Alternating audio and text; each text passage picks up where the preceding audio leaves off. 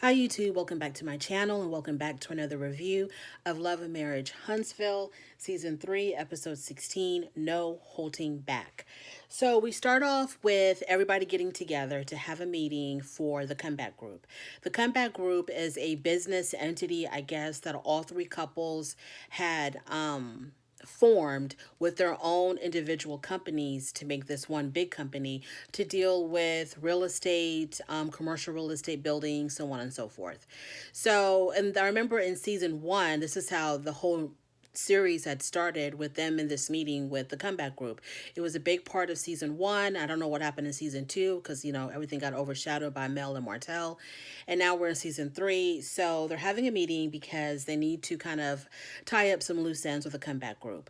So Kimmy starts off by saying that, they need to tie up some loose ends with a comeback group and figure out what to do. I guess the issue is that Melody and Martell, because of their divorce and them having to dissolve their business, how does that affect the comeback group and how do they move forward?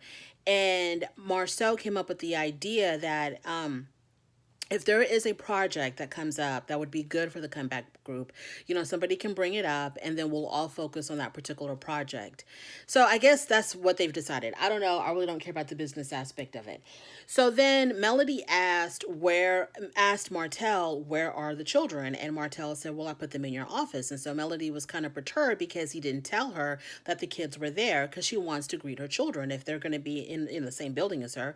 So she gets up to go greet her children. Then she comes back. And then when she came back with guns blazing. She started talking about how Marceau and Martell have this secret meeting with Chris, and her name was mentioned.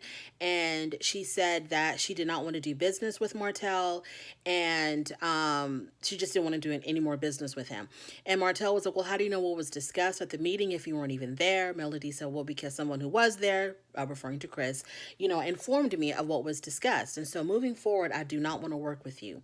And so all of a sudden, Martell threw a jab at Melody, something about her not, being attentive with the children or something.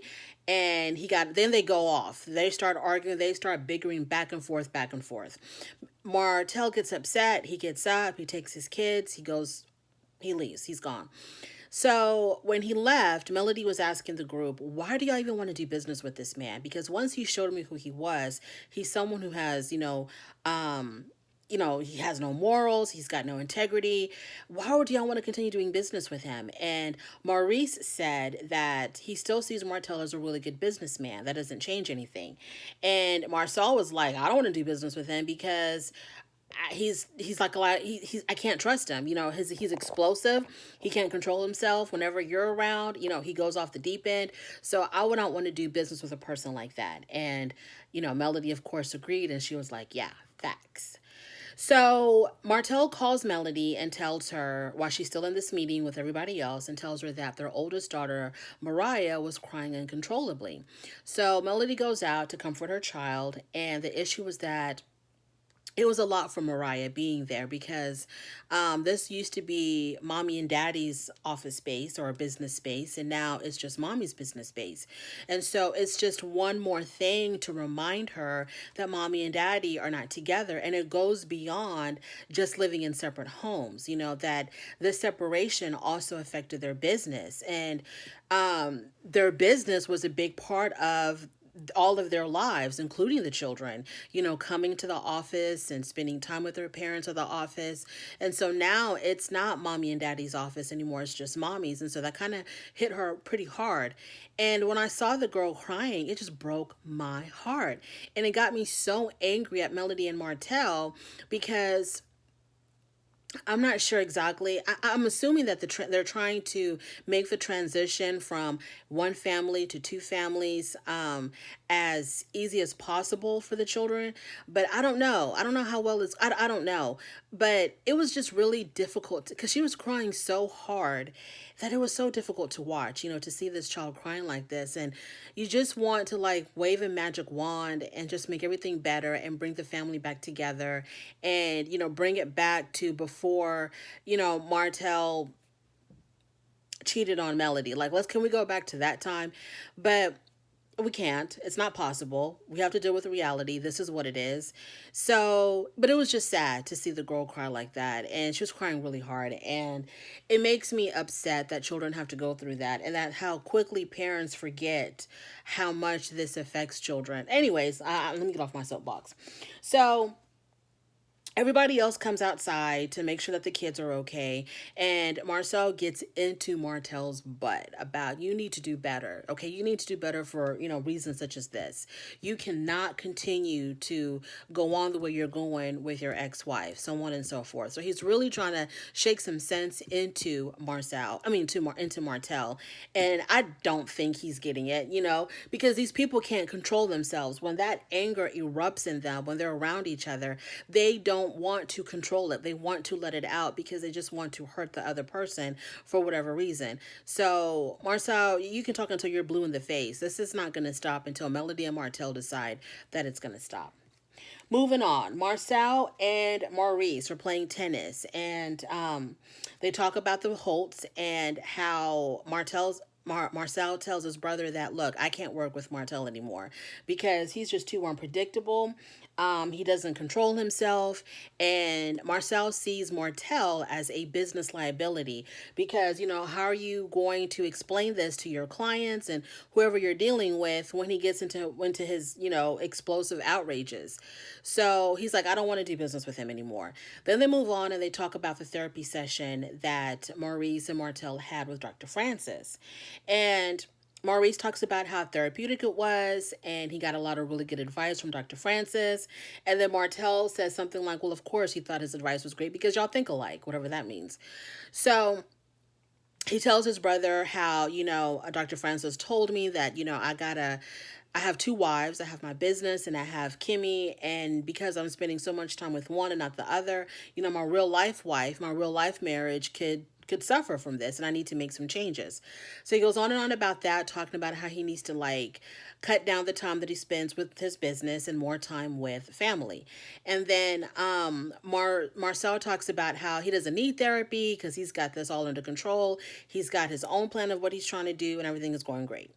And Maurice was like, well, if everything was so great, why did you drop this huge bomb on us in Vegas that you were depressed? And so I guess Marcel kind of played it off like, well, I figured out what the problem was. I'm working on myself, so I'm all good. So he may not need any kind of individual counseling according to him, but I don't see why he wouldn't have a little bit of marriage therapy because there's something going on between him and Tisha. I don't know what it is, but there's something going on there, and they can probably benefit with a little bit marriage counseling with someone other than Dr. Francis.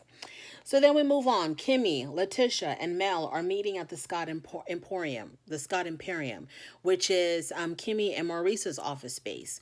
They start off by talking about Melody and Martel. And Kimmy asked the question,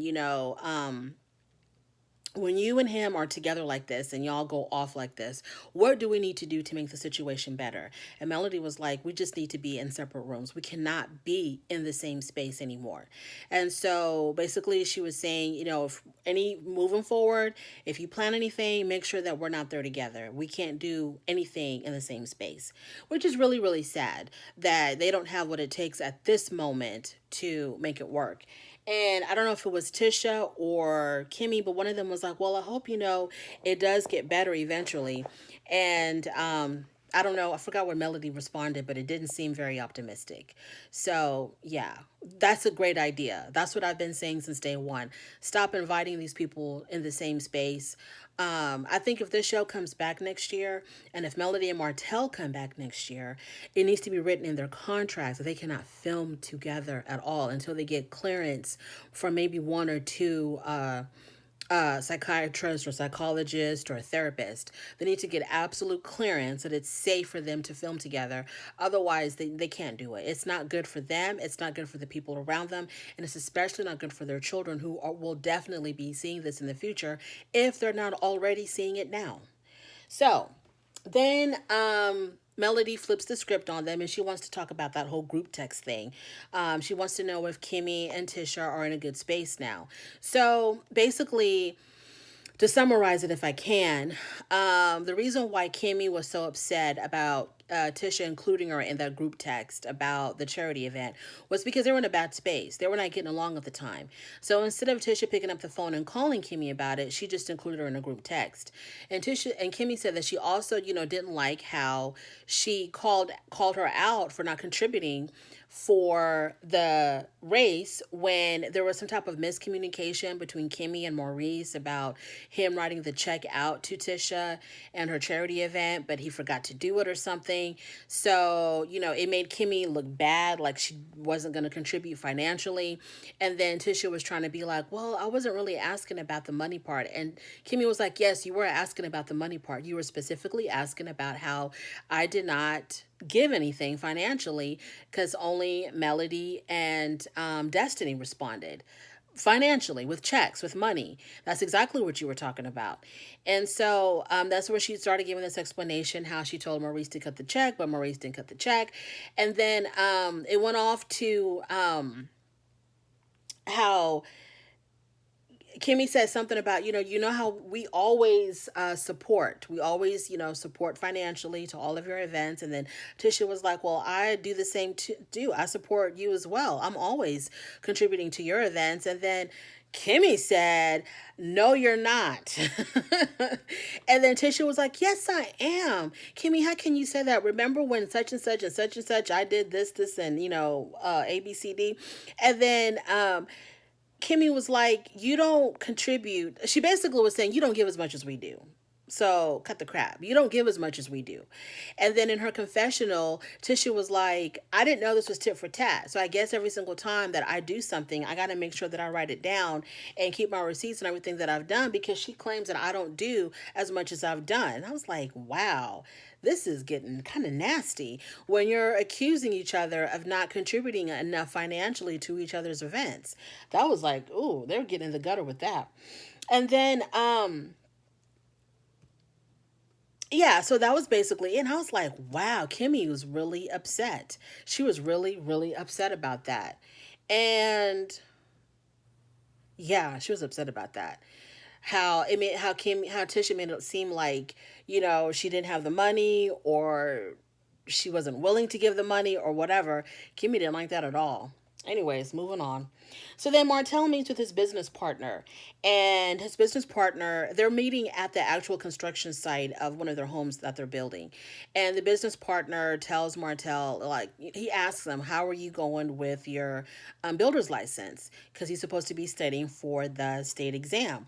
And, Martell is like, he can fit it in when he can because he's got kids, got a lot going on. So he ain't really focused on that, studying for the builder's license. And the guy was like, you can't put this all on me, because he's the one with the license. Like, you can't put this all on me. And Martell was like, but we're partners. You got it going on in one area and I got it going on in another area. You got it going on with the license and I got it going on in another area, because, we're partners like that. And the guy was like, yeah, I hear you on that. But even just for yourself, if you want to be in this industry, you need to make sure that you try to get your builder's license, make that a priority. And then he gets a call from Melody, and she wants to meet, like, face to face. And so she rolls up there and she comes out of her car, and Martell is like, what's up? And Melody's like, hey, we need to have a conversation about boundaries. And what she's referring to is that she was out on a date with her gentleman friend, and I guess Martell was in the same restaurant having a business meeting, and they happened to, like, cross paths. And so Martell was like, are you out on a date or whatever? And he was, like, I guess calling her out for going out, moving on with her life and being on a date with this other guy. And she must have posted something on social media about, being at her favorite restaurant with this gentleman friend. And I guess she posted a picture of him. And Martell didn't like that at all. And he said something to her, I guess at the restaurant, maybe when they had crossed paths. He said something to her like, you're going to be my wife again one day. And so Melody was like, that was just all uncalled for. You were there at a business meeting, and I'm there out, with my friend. And there was no need for you to come over to me. I don't know if he came over to their table or exactly where they were communicating, but there was no need for him to confront her about it, period. And she was like, you put your business meeting on hold just to come and confront me about going out with my friend. And she said, this is the reason why people don't want to do business with you, because you can't control yourself. You probably ended your business meeting early just to give me a problem about me going out with somebody. And so they start bickering about that. And she said something about how he told her, like, you're going to be my wife again. And Martell says, I never said that to you. I'm telling you right now, I don't want you to ever be my wife again. If I ever said anything like that, I must have said that I want us to be back together for the children, not because I want you back. And so they're going at it. They're accusing each other. Then she said something like, what you needed to be worried about, instead of who I was going out with, you need to be worried about, how you were out here cheating out here in these Huntsville streets. And Martell was like, well, you were too. You were too. And Melody was like, prove it, prove it. And you know how it is with these people. They just go on and on and on. And that was the end of that episode. So, that right there solidified in my mind that Martell does want Melody back. He wants Melody back. Point blank period. He can't take the fact that she's out with another man. He's having a hard time dealing with that. Well, just think about how hard of a time Melody had to deal with you out there with multiple women. And not only that, but also having children with these women, or having a child with these women. Think about what Melody must have felt like, of you going out there, humping everything in sight and then coming back home to her. At least when she's doing whatever she's doing now, she's not coming back home to you, So it's just like, Martell, you're looking like a fool out here. You're looking like a straight fool. Stop looking like a fool. You look like a fool when you were married to Melody because you were out there cheating. Now y'all are divorced. The divorce is final, and you're still out there looking like a fool. When is it going to end? It's over.